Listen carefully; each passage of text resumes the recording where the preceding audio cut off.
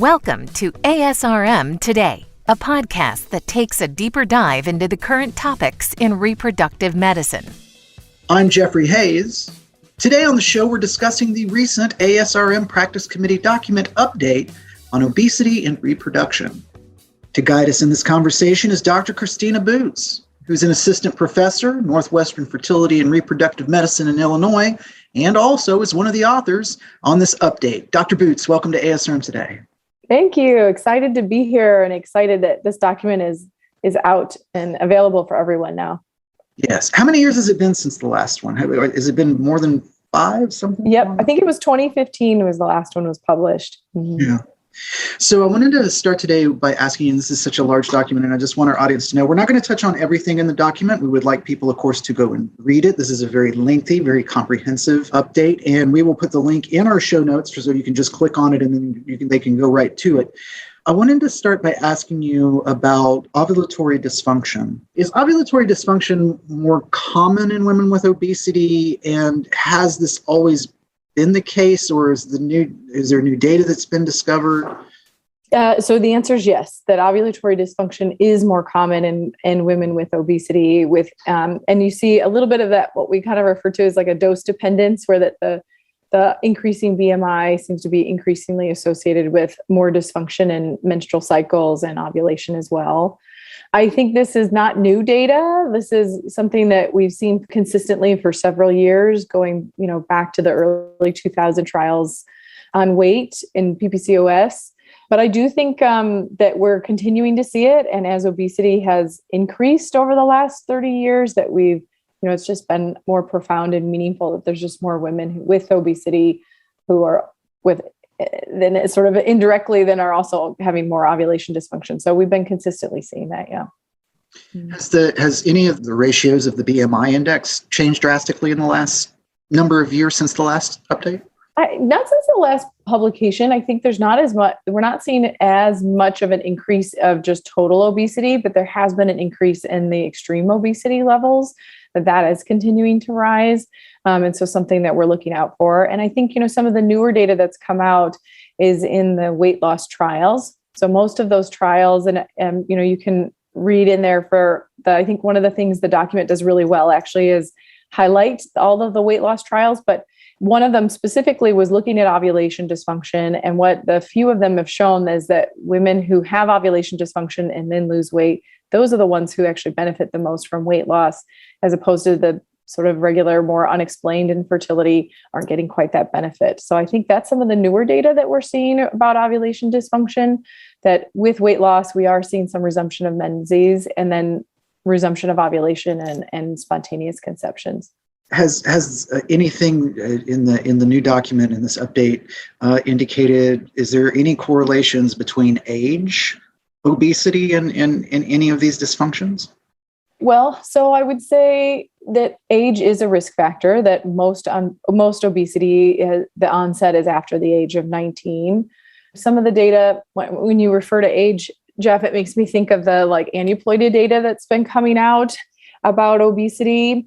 And, obesity is so complicated that we've been trying to understand the pathophysiology. How is obesity affecting reproduction?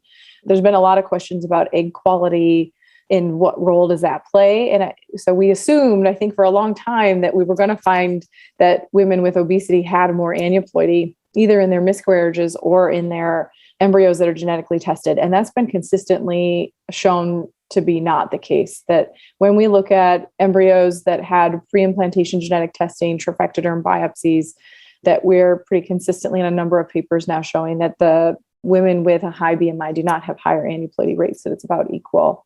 And then there's a couple of other papers that have come out and shown that when you analyze miscarriage products of conception and send those for either cytogenetic or SNP microarray, that you're seeing actually that obese women are more likely to have euploid losses, suggesting that, whatever that pathology is, that it's not through an aneuploidy mechanism. So is there correlations then between miscarriage rates and obesity? So yes, fairly consistently we've been showing that, although it's relatively modest. When you pull all of those papers and look at the odds ratios and the relative risks that they're reporting, it's somewhere between 1.2 and 1.9. And so there is some correlation and association there, but it's not high. And I think the data is, relatively biased by that obesity is quite diverse, that not one woman with a BMI of 30 is just like every other woman with a BMI of 30.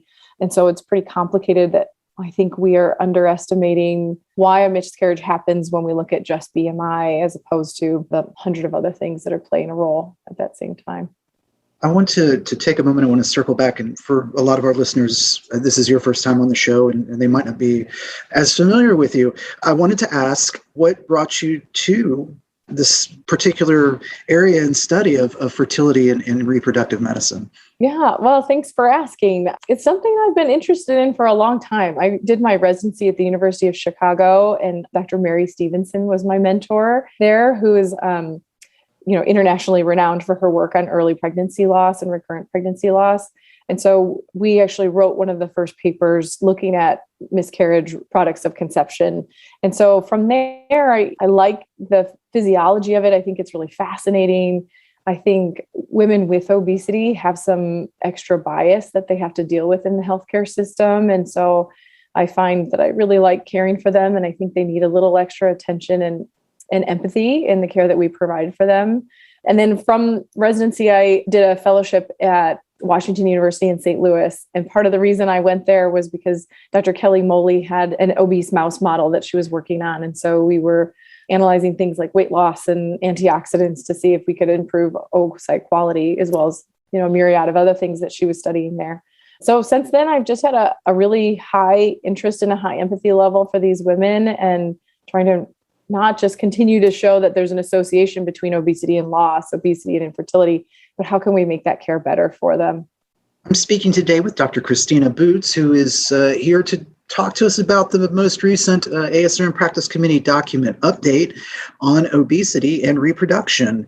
Dr. Boots, are there any best practices that can be recommended to providers at this time who are dealing with patients who may be struggling with obesity before, during fertilization, or even seeking fertility treatment? Yeah, I think there are. And I think this is I'm going to give you a really long-winded answer here because I think it's multifold. But I think one of the first things is that we as physicians need to recognize that obesity is truly a disease, that it is not a choice, that it's not simply just willpower that has gotten them into this position, and that it is incredibly unlikely that the woman who just walked into your office has never tried to lose weight or been told to lose weight in the past. And so I think we have to acknowledge a little bit of that weight bias that is in all of us, and that they've probably seen a lot throughout their life from friends and family, but certainly also in the healthcare system. So I think one thing is just remembering to practice that empathy and recognizing that is the truth. I think the second thing we need to remember is that, as I mentioned earlier, that obesity is not all created equal, that BMI is really an oversimplification, that the purpose of BMI is a really simple calculation that we can measure in our office that is supposed to be balancing the sensitivity and specificity of predicting health outcomes that come from having excess body fat. So it's certainly not perfect. It doesn't tell us about the body fat distribution. And so we know that central adiposity increases the risk for ovulation dysfunction more than peripheral adiposity.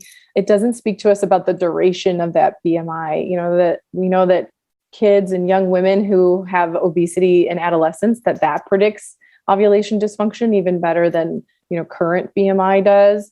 That I think it doesn't actually predict lifestyle always, that, just because they're obese, it doesn't mean we know exactly what they're eating or not eating and what activity level there is.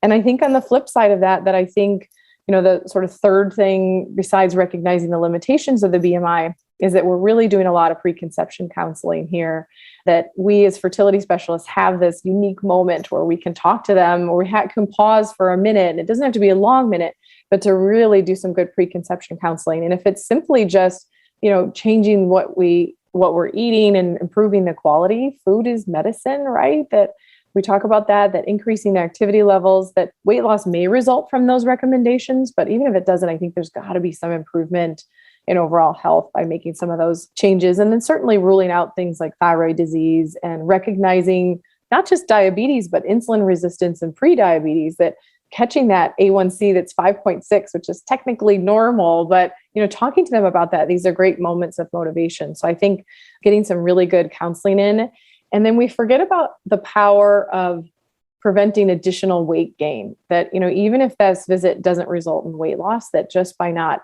making some of these changes that we've talked about helps not increase the weight gain, especially that we know some of which is going to come in the midst of that pregnancy, that hopefully will be the result of all of this. Yeah, I want to step back for a second here and ask you then is there many genetics arguments? I mean, when we get into talking about diabetes, or we get into talking about, are there genetic concerns that come up? So genetic concerns, you mean in their offspring, in the kids? Is that what you're referring to? Or that they are the product of, a familial line of, my great aunt had diabetes, and, things of that nature, Yeah. Well, we know diabetes has a strong inheritance patterns. PCOS has really strong inheritance patterns. And for sure that happens in obesity too, that there are pretty good, transgenerational studies, especially at least in the mice, but some in humans as well too, that when moms are obese while they're carrying their pregnancy, that increases the risk for cardiovascular disease and weight gain in their children as well too. And of course, these are always hard to kind of piece out the socioeconomic and the culture, and it's not like you can just give up food the way you can give up cigarettes. You have to keep eating, but changing that is such a genetic, socioeconomic, cultural origins and all of that. I'd say those cigarettes are pretty hard too for a lot of us. Yeah, no, they're hard too. But studies have shown. I want to ask you too. Going back to BMI again, it sounds like there's just become an over-reliance on it, or is that just an oversimplification of it? Is it? Yeah, no. I think that's true. This paper does a good job, I think, of addressing the document. Addressing that most IVF centers in the U.S. and certainly internationally have some BMI cutoffs. And I do think we oversimplify that, again, we could be looking at not just what is her BMI, but what is her age, what is her height, where is her obesity, where is the adiposity located, what other comorbidities does she have? So I think the document comes out and says that it is reasonable, but it should be focused, that we should not be making cutoffs based on BMI alone, that we really have to be really thoughtful about who we're restricting access to, making families to. Well, before we run out of time, I have one more question for you. What do you think the committee would like the providers to walk away with in taking the information in this update and transferring it not only to their own knowledge, but also things that they can maybe share with possible patients or even existing patients? Yeah, I think this document just does a really good job of compiling all the evidence that's out there, and so that you're not having to kind of tweeze through a lot of things. So I think that's product number one.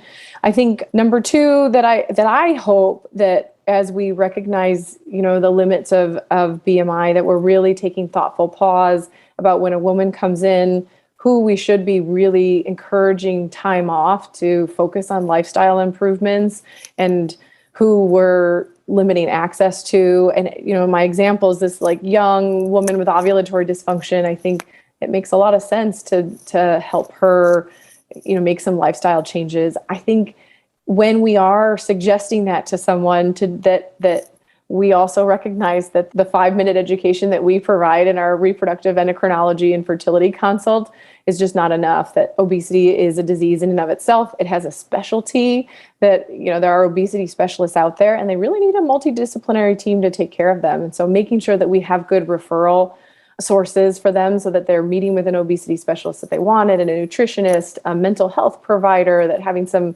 behavioral cognitive counseling can go a long way in that course too. And then I think the opposite is that older woman that, is overweight, and if she's 38, making her take a year off, I think is going to be more detrimental. That if it's possible for her to get in to do an egg retrieval, I think this data about obesity not linking with aneuploidy, that there maybe some compelling data that we should be saying, bank some embryos now, then focus on your lifestyle and come back and use them. And that is not written in the document. That is my personal opinion about it. But I hope that that's what, we're going to start looking into out there and seeing some data on whether that's beneficial. I was talking with specialists from Vanderbilt recently about that very topic, and that the hope is that, of course, the big thing about banking eggs and saving them is it all comes down to insurance, and will companies cover it? And hopefully, we'll continue to move forward with that overall. My thanks today to Dr. Christina Boots for being able to come onto the show. It was an absolute pleasure, and we've got so much to talk about with this. And again, people, please click on the link, go read this wonderful update. I hope we can have you back on soon. That would be great, Jeff. This was a lot of fun. Thank you. Fantastic. Please rate and subscribe to the show on Apple, Google, or wherever you get your podcast from. I'm Jeffrey Hayes, and this is ASRM Today. This concludes this episode of ASRM Today. For show notes, author information, and discussions, go to asrmtoday.org. This material is copyrighted by the American Society for Reproductive Medicine and may not be reproduced or used without express consent from ASRM. ASRM Today series podcasts are supported in part by the ASRM Corporate Member Council. The information and opinions expressed in this podcast do not necessarily reflect those of ASRM and its affiliates. These are provided as a source of general information and are not a substitute for consultation with a physician.